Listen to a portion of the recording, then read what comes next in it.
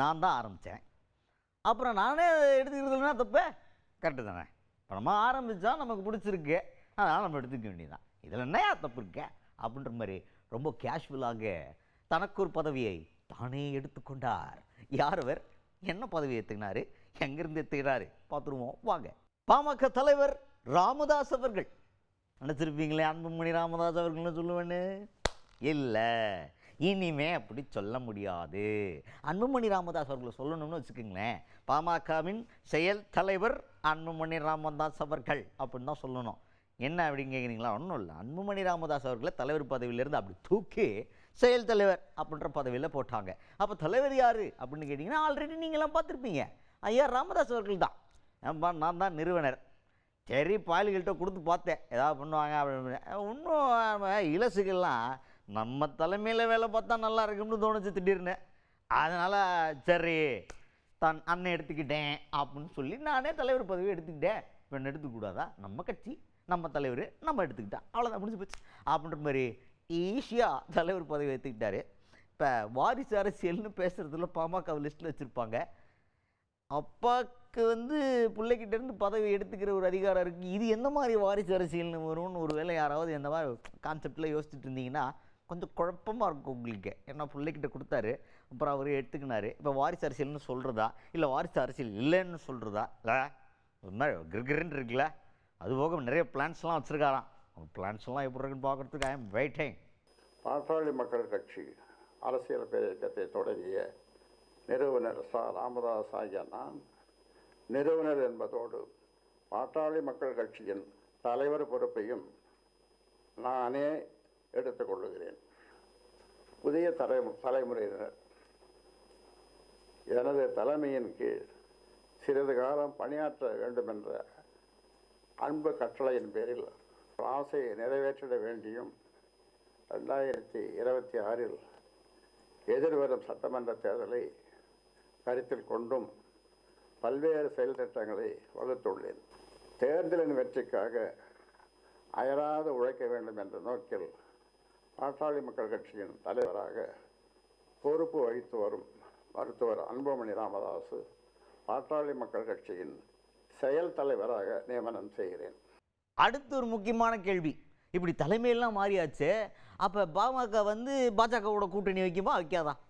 வருதா? எங்களுக்கு வந்துச்சு. எங்கள் ஆள் கேட்டார், என்னங்க தலைவர் நீங்கன்னு சொல்லிட்டீங்க, அப்போ டப்புன்னு முடிவு பண்ணிடலாம்ல, யார் பாஜகவோட கூட்டணி வைப்பீங்களா இல்லை பாமக கூட்டணி வைக்காதான்ற மாதிரி முடிவுலாம் டக்குன்னு சொல்லிடலாமே, நீங்கள் நினச்சிங்கன்னா இப்போ ரிசல்ட் சொல்லிடலாம்ல அப்படின்ற மாதிரி கேட்டால், அதுக்கு அவர் என்ன சொல்கிறார் அப்படின்னு பார்த்தீங்கன்னா, இப்போ தான் புதுசாக தலைவர் ஆயிருக்கேன்ல, புதுசாக இப்போ தானேப்பா வந்திருக்கேன், அப்புறம் கொஞ்சம் டைம் எடுக்குமா இல்லையா, கொஞ்சம் டைம் எடுத்து அதெல்லாம் என்ன ஏதுன்னு சொல்லுவோம், உடனே கேட்டால் எப்படி, பல திட்டங்கள் இருக்கு அப்படின்ற மாதிரி இங்கேயும் சொல்லியிருக்காரு ராமதாஸ் அவர்கள். இப்போ அதாவது இன்றைக்கு தான் நான் தலைவராக பொறுப்பேற்றிருக்கிறேன், நிறுவனர் ப்ளஸ் தலைவர். அதனால் இனி நிர்வாகக்குழு, செயற்குழு, மாவட்ட செயலாளர்கள், மற்ற சட்டமன்ற உறுப்பினர்கள் எல்லோரையும் கூட்டி பேசி முடிவெடுப்போம். அடுத்ததாக இப்போ 2026 தேர்தலில் யார் யாருக்கு போட்டின்னு சொல்லிட்டு விஜய் அவர்கள் சொன்னார், ஞாபகம் இருக்கா? திமுகவுக்கும் தாவேக்காவுக்கும் தான் போட்டி அப்படின்னு சொன்னாரா? அதை சொன்னால் இப்போ தலைவர் பதவி வந்ததுக்கப்புறம் அவருன்னா சொல்கிறது என்ன போட்டி, நாங்கள் எவ்வளோ பெரிய கட்சி அப்படின்னு சொல்லுவார்னு நினச்சி கேட்டது. அவர் என்ன சொல்லிட்டாருன்னா, கலைஞர் அவர்கள் சொல்லியிருக்கிறாரு நாகரிகமாக இருக்கணும், நளினமாக இருக்கணும்னு. நாங்கள் அந்த மாதிரி நாகரிகமாகவும் நளினமாகவும் இருக்கக்கூடிய ஒரு கட்சி. எங்களுடைய கொள்கையெல்லாம் டெசிஷன் அண்ட் டெவலப்மெண்ட். அதை தானே நம்ம மற்ற கட்சியை விமர்சனம் பண்ணுறதெல்லாம் வி டோன்ட் லைக் அப்படின்ற மாதிரி திடீர்னு கலைஞர் அவர்களும் புகழ்ந்து தள்ளுறாரு. என்னங்க ஓஹோ அப்படின்னு யோசிக்கிற அளவுக்கு கலைஞரை பற்றி இன்னைக்கு பயங்கரமாக பேசியிருந்தார். கலைஞர் கருணாநிதி அவர்களை பற்றி இப்படி புகழ்ந்து தள்ளிக்கிட்டு இருக்காருன்னா ஒரு வேலை இருக்குமோ அப்படின்னு ஊருக்குள்ளே ஒரு பேச்சு ஆரம்பமாயிருச்சு. அதுக்கான உள்நோக்கம், அதுக்கான விமர்சனங்கள்லாம் ஆசையா எனக்கு தேவையில்லை, அது இப்பொழுது தேவையில்லை. நான் எப்பவுமே கலைஞர் தான் சொல்லுவார். என்ன சொல்லுவார் கலைஞர்? எதை சொன்னாலும் நாகரிகமாக இருக்கணும், நளினமாக இருக்கணும்.